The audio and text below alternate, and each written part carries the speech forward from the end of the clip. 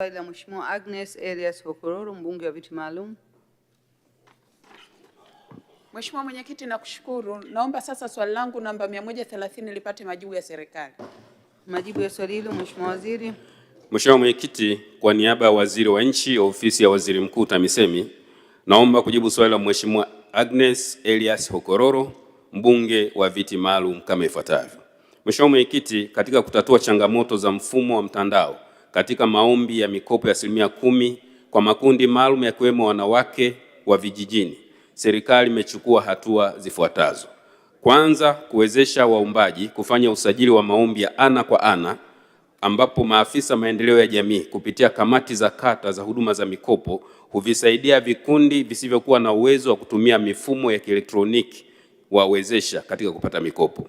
Lakini pili, Mheshimiwa Mwenyekiti, serikali imeendelea kuendesha mafunzo ambapo katika mwaka wa fedha 2025/26 shilingi bilioni 26.3 imetengwa kwa ajili ya usimamizi na ufuatiliaji, ikiwemo shilingi bilioni 7.9 ambapo jumla vikundi vya wanawake 24,064 vimefikiwa. Asante. Mheshimiwa Agnes Elias Hokororo. Asante Mheshimiwa Mwenyekiti.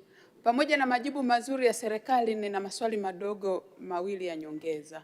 La kwanza, vikundi vingi vilivyopo vijijini katika mkoa wa Mtwara vinajikita katika shughuli za kilimo, lakini moja ya kigezo ni kuonyesha mashamba na wakati mwingine wanakuwa mazao hakuna.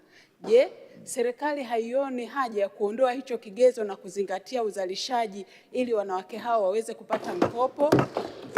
B, vikundi vingi vimekuwa havikidhi hasa kwa kuwa hawana NIDA, na hii ni katika maeneo mengi. Je, serikali haioni haja kwa kuwa hao wananchi wanatambulika katika vijiji vyao kupata barua kutoka kwa serikali za vijiji ili waweze kutambulika na kupata mikopo?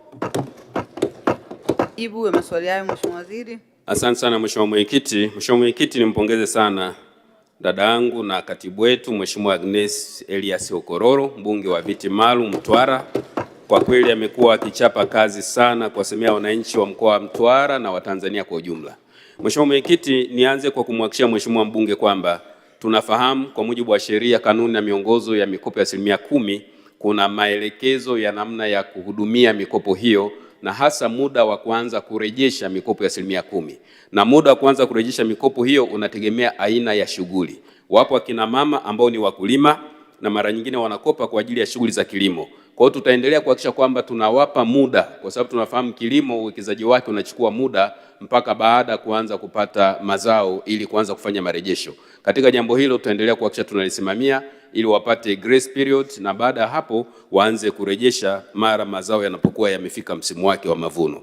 Na ni swala la pili, Mheshimiwa Mwenyekiti, ni kweli kwamba ili upate mikopo hii kuna component ya NIDA, lakini Mheshimiwa Waziri Mkuu wa Jamhuri ya Muungano wa Tanzania Mheshimiwa Dr. Mwigulu Lameck Nchemba alishatoa maelekezo kwamba kama mwananchi hana NIDA lakini anafahamika katika eneo lake la kijiji au la kata, ana haki ya kupata mikopo hiyo. Kwa naomba nitumie nafasi hii Mheshimiwa mbunge, hili tumelichukua na tunalifanyia kazi ili kurahisisha mikopo ya 10% kwa wanawake, vijana na watu wenye ulemavu. Mheshimiwa Samira Amur, swali fupi la nyongeza. Asante Mheshimiwa Mwenyekiti. Je, ni lini serikali itaweka utaratibu wa kuwafikia wanawake wa vijijini mkoani Kagera kwa kupitia maafisa maendeleo ya jamii ili kurahisisha upatikanaji wa mikopo hiyo bila kikwazo cha mtandao? Asante. Majibu, Mheshimiwa Waziri. Asante sana Mheshimiwa Mwenyekiti, mpongeze sana Mheshimiwa mbunge wa viti maalum kwa Kagera, na nimhakikishie tu kwamba serikali inafahamu kwamba tuna maeneo ya vijijini, na maeneo hayo mara nyingine vikundi hivi vinapata shida au ugumu wa kuwafikia maafisa maendeleo ya jamii.